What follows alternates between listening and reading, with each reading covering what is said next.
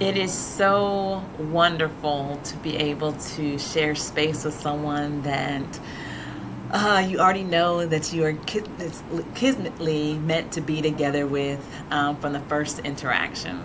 And the fact that we synchronously wore red today just shows how in sync we truly are because we did not color coordinate.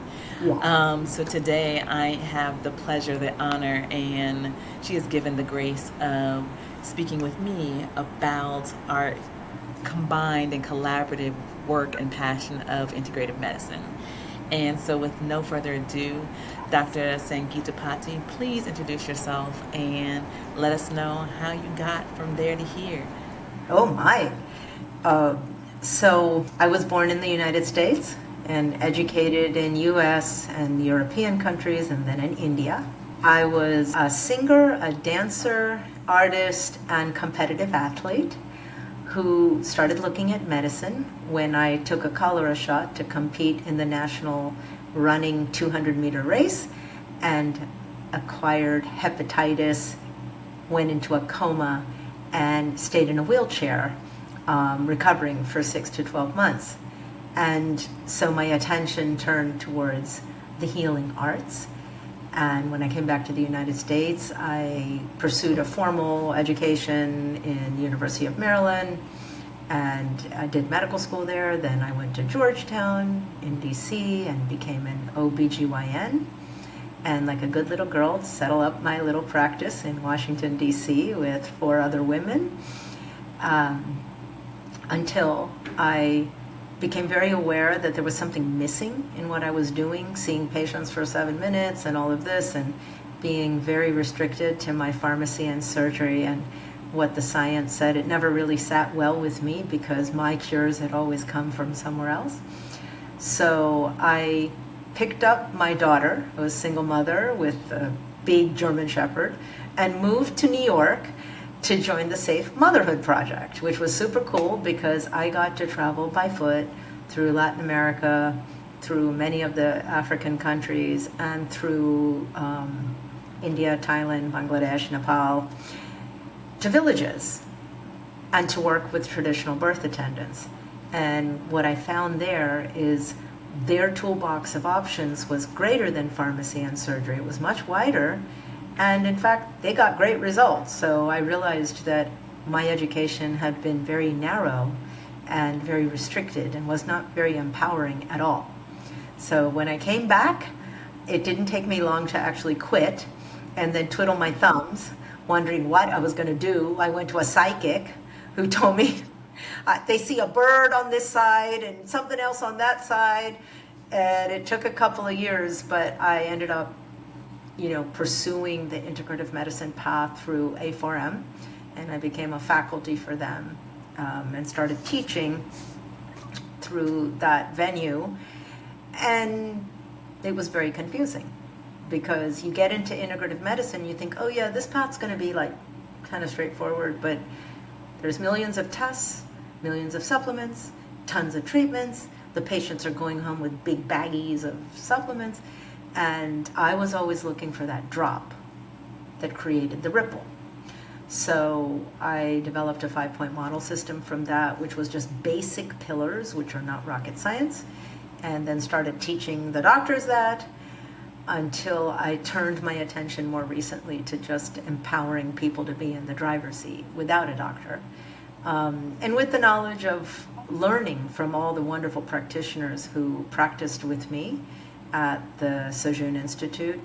And in that process, I stayed board certified as an OBGYN, although I don't know what I'm doing if I have to go into an operating room. And I also became board certified in integrative medicine. So, yeah, and started seeing men. So, That's the ticket, yes. Okay, so who does she sound like, y'all? She sounds like someone that you know, me. And I mean, so many of the things, like when you were talking about it, I was like, that's exactly how it happened with me. The light bulbs went off. This is not what I signed up for, or this is what I signed up for, but a whole much more. I wanted to feel differently, all those things.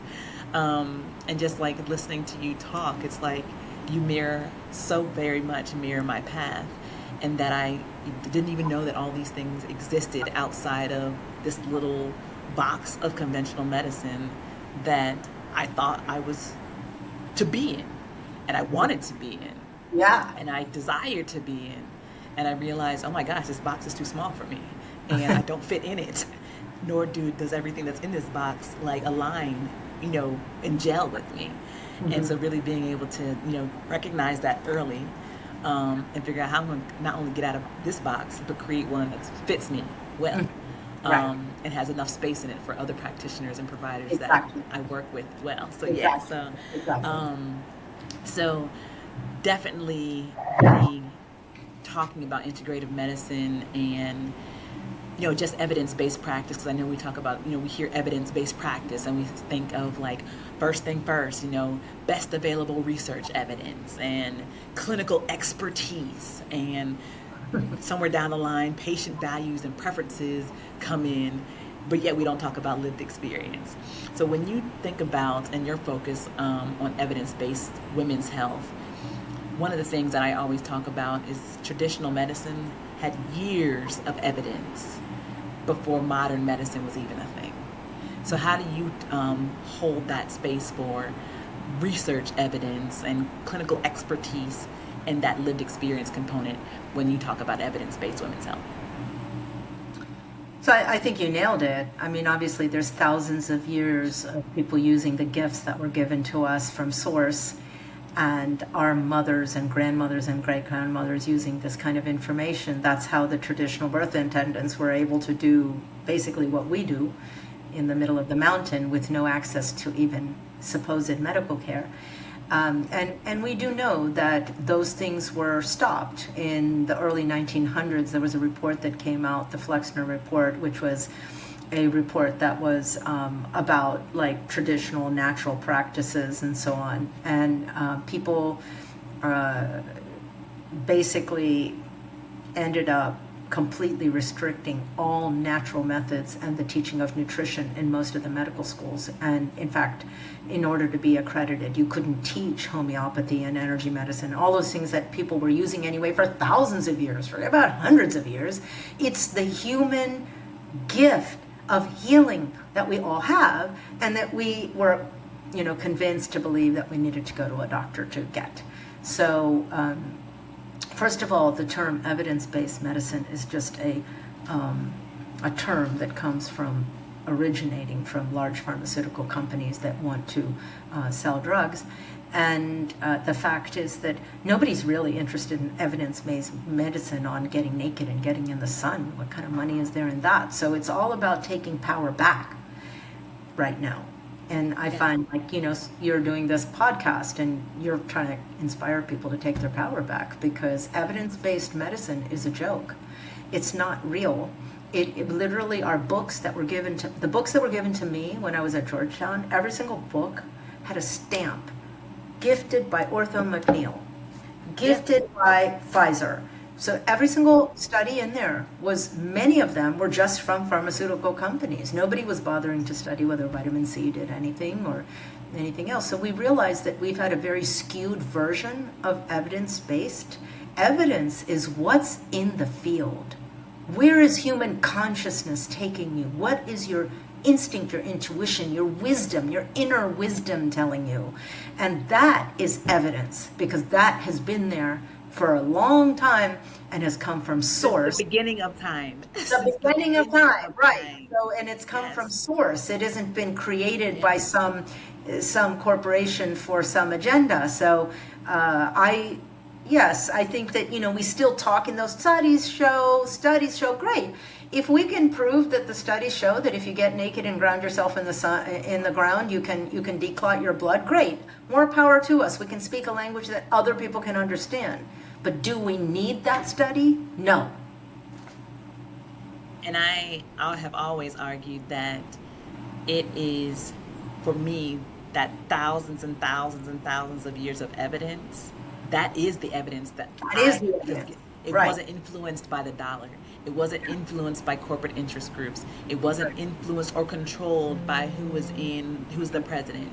It wasn't influenced and controlled by who had access. It was influenced and controlled by the people who were living on the land, with the land, in touch with, and utilizing the plants, the berries, the stems, the roots of everything that was around them to engage and better their health and well-being.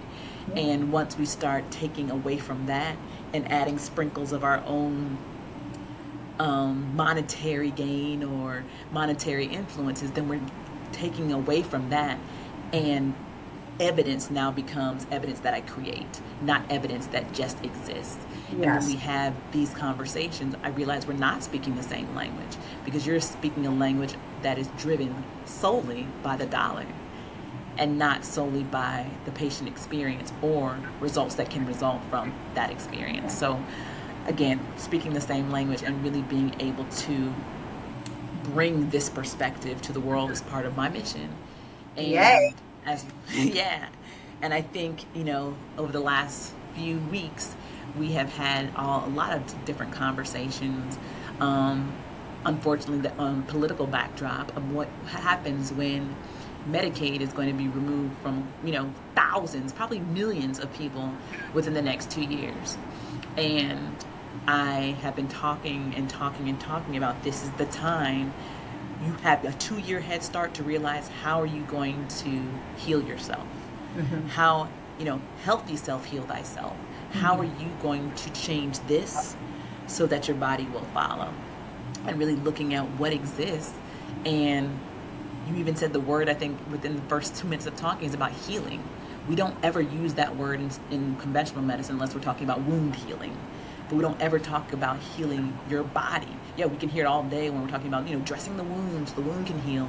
But what about the physical being? What about the mental being, the emotional being, the spiritual being?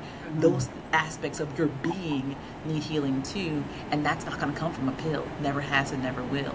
So please talk to me about that. How did you marry the integrative, medicine component with regenerative medicine as well? Right. I love the way you put it with the mind, body, spirit. And, part of the medicine we talk about, it's bilateral. It's like the person's belief system in the system makes a lot of difference. And so us shooing away the placebo effect because it wasn't caused by a medicine, it turns out the placebo effect is the effect. And the nocebo effect, where we don't believe in something, is also the effect. So I found, like when I was in the mountains working with these traditional birth attendants, that the people believed in them and they believed in themselves. So that makes the difference. Like they actually believed in what they were doing, and the people had full confidence. They weren't like, oh no, we don't have a medical center, we don't have a doctor here. So you were asking how I sort of married and integrated things. So when I started off in 2003, when I finally quit the regular practice, it's not like I abandoned surgery and pharmacy. It's just that I was looking to learn something different. And I came into the field from aspect of hormones because I'm an OBGYN, and Suzanne Summers had come out with that Sexy Years book, and everybody was ditching their doctors for somebody who knew about bioidentical hormones because, women are warriors. They're powerful. If they want something, they're going to get it. And so I started off in hormones and started to realize that the sex hormones were seriously a tip of an iceberg, and then we had under it thyroid and adrenal, which really drove what happened with the sex hormones.